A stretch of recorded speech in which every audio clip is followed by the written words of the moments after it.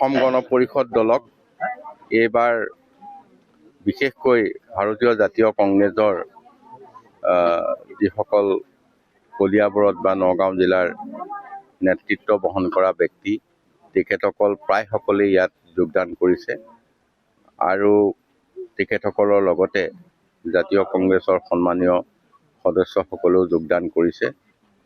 আমি ভাবিছোঁ তেখেতসকলে আমাৰ ওপৰত বিশ্বাস আৰু আস্থা স্থাপন কৰাৰ বাবে তেখেতসকলৰ ওচৰত কৃতজ্ঞ আৰু আহিব লগা দিনত আমি সকলো একত্ৰিত হৈ কলিয়াবৰখনত আগুৱাই নিবলৈ এটা সুন্দৰ বাতাবৰণ ইয়াত মানে প্ৰতিষ্ঠা হ'ব, মই এইটো আশা কৰিছোঁ আৰু ভৱিষ্যতৰ দিনত আমি একত্ৰিতভাৱে ইয়াৰ পৰা ওলাই যাব পাৰিম, মানে ইয়াৰ পৰা আগবাঢ়ি যাব পাৰিম। আজি সৰ্বমুঠ প্ৰায় 450 হ'ব। অলপ আগতে কাৰ্যালয়ত আমাৰ নগাঁও ডিষ্ট্ৰিক্টৰ তথা কলিয়াবৰৰ বাগিচাৰ কালেব নায়ককে প্ৰমুখ্য কৰি বহুকেইজন ব্লক কংগ্ৰেছ বা অন্যান্য এতিয়া বৰ্তমান দায়িত্বত থকা আৰু প্ৰাক্তনো যোগদান কৰিছিল। গতিকে তেখেতসকলকো ধৰি আমি আৰু এইকেইদিনতে যোগাযোগত আছে আমি আৰু বহুকেইগৰাকী লোকে অসম গণ পৰিষদ দলত যোগদান। লখিমপুৰ জিলাৰ পৰা যোগদান কৰে। লখিমপুৰ জিলাৰ পৰা আহি ইয়াত নাওবৈচা সমষ্টিৰ থকা কেইবাগৰাকী জিলাৰ নেতৃত্বত থকা লোকে যোগদান কৰিলে আৰু তেখেতসকলে অসম গণ পৰিষদ দলত যোগদান কৰি এইবাৰ অসম গণ পৰিষদ দলৰ যিগৰাকী প্ৰাৰ্থী নাওবৈচাৰ তেখেতক নিৰ্বাচিত কৰাত সৰ্বতোপ্ৰকাৰে সহায় কৰিব। বৰপাটাটো এনেও খুব ভাল।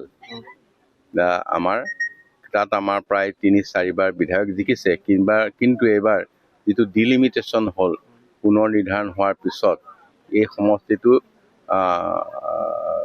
মানে সংৰক্ষিত সমষ্টি হ'ল আৰু আজি যিখিনি কথা আপুনি যিটো কথা উল্লেখ কৰিছে সেইটো কথাৰ পৰা আমি বিষয়টো আৰু সহজলভ্য হৈছোঁ। অসম গণ পৰিষদ দলক এইবাৰ বিশেষকৈ ভাৰতীয় জাতীয় কংগ্ৰেছৰ যিসকল কলিয়াবৰত বা নগাঁও জিলাৰ নেতৃত্ব বহন কৰা ব্যক্তি তেখেতসকল প্ৰায় সকলেই ইয়াত যোগদান কৰিছে আৰু তেখেতসকলৰ লগতে জাতীয় কংগ্ৰেছৰ সন্মানীয় সদস্যসকলেও যোগদান কৰিছে।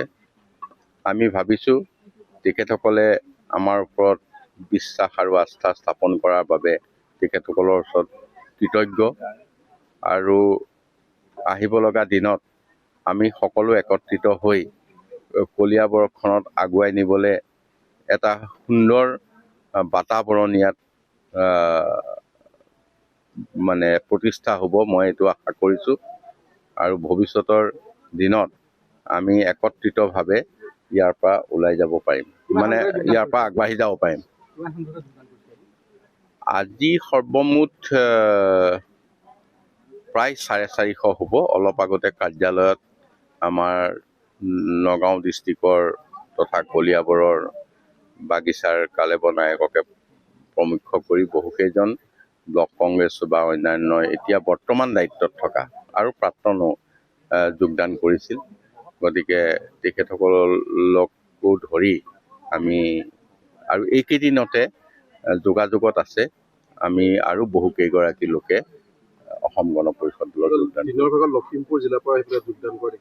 লখিমপুৰ জিলাৰ পৰা আহি ইয়াত নাওবৈচা সমষ্টিৰ থকা কেইবাগৰাকী জিলাৰ নেতৃত্বত থকা লোকে যোগদান কৰিলে আৰু তেখেতসকলে অসম গণ পৰিষদ দলত যোগদান কৰি এইবাৰ অসম গণ পৰিষদ দলৰ যিগৰাকী প্ৰাৰ্থী নাওবৈচাৰ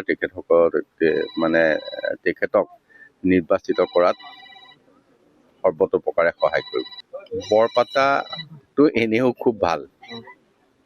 আমাৰ প্ৰায় ৩-৪বাৰ বিধায়ক জিকিছে, কিন্তু এইবাৰ যিটো ডিলিমিটেশ্যন হ'ল, পুনৰ নিৰ্ধাৰণ হোৱাৰ পিছত এই সমষ্টিটো মানে সংৰক্ষিত সমষ্টি হ'ল আৰু আজি যিখিনি কথা আপুনি যিটো কথা উল্লেখ কৰিছে সেইটো কথাৰ পৰা আমি বিষয়টো আৰু সহজলভ্য হৈ উঠিম।